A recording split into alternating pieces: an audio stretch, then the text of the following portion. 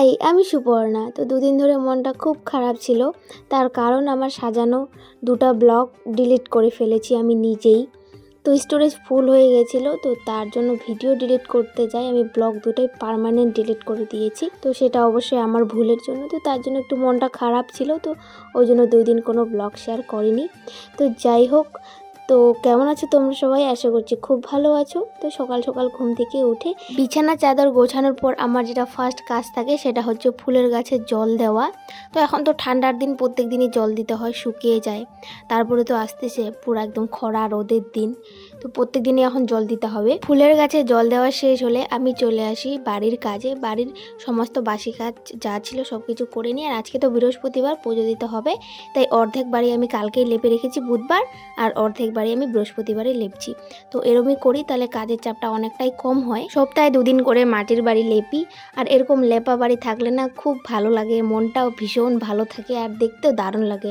আর বাড়ি লেপতে তো আমার ভীষণ ভীষণ ভালো লাগে। বাড়ি লেপার পর চারিদিকে তাকালে একটা আলাদাই শান্তি লাগে। যাদের মাটির বাড়ি আছে তারা এই ফিলিংসটা খুব ভালোভাবেই বুঝবে। সবাই আমাকে বলে নতুন নতুন কন্টেন্ট দে, কোথাও ঘুরতে যা, সেগুলার কন্টেন্ট বানাম।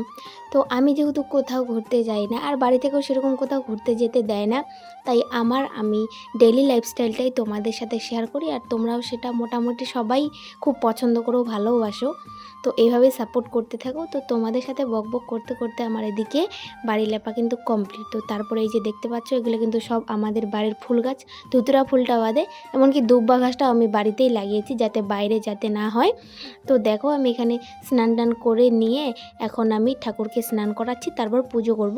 আর এই গোলাপ ফুলের গাছটা এত অসুবিধা করে, কি করব, মানে ফুলের ভাড়াতে একদম এদিকে হেলে গেছে, খালি মাথায় লাগে। তারপরে আমি একটু সূর্যদেবকেও প্রণাম করে নিলাম, তারপরে চলে আসি পুজো করতে। তো বৃহস্পতিবার মাঝে সাঝে আমি আলপনা দিয়ে থাকি। তো আজকে আলপনা দিতে চেয়েছিলাম, দেখি সাদা খড়িমাটি শেষ হয়ে গেছে। তো যাই হোক, তার জন্য আলপনাটা দেওয়া হয়নি। তো এখানে আমার পুজো কমপ্লিট হয়ে গেল। দেন চলে আসি ভাত খেতে। আর আজকে মা রান্না করেছিল সজনা আলুর তরকারি, মূলা ভাজা আর শাকের ভাজা। দুপুরের দিকে আমার এত টক খাওয়ার ইচ্ছা করছিল যে কি বলবো, মানে ভীষণ টক খাওয়ার ইচ্ছা করছিল। তো আমাদের বাড়ির পাশে একটা জঙ্গল আছে, সেই জঙ্গল থেকে একটা গাছ থেকে আমি পেরে এনেছি, এত খাওয়ার ইচ্ছা করছিল। তারপরে নুন ভাজা নিয়ে একদম বসে গেছি খেতে। তারপরে আমার ফোন থেকে আমার একটা ভাই ব্যাগ অর্ডার করেছিল, তো সেটা চলে আসে। এই তো এটা হচ্ছে ব্যাগটা। বৌদি আর জেঠিমা এখানে এই শাকগুলো তুলছিল। এগুলো তোমরা কি বলো? আমরা তো খেসারি শাক বলি এগুলার, আমরা গ্রামের ভাষায় বলে থাকি খেসারি কালাই। এগুলারও ডাল খাওয়া যায়, খুব ভালো লাগে। আর এই শাকগুলো আমার না খেতে ভীষণ ভালো লাগে। তো তোমরা কে কি বলে থাকো অবশ্যই আমাকে জানিও, তাহলে জানতে পারবো। আজকের ভিডিও এ পর্যন্তই, দেখাচ্ছে নেক্সট কোনো ভিডিওতে। Tata, by.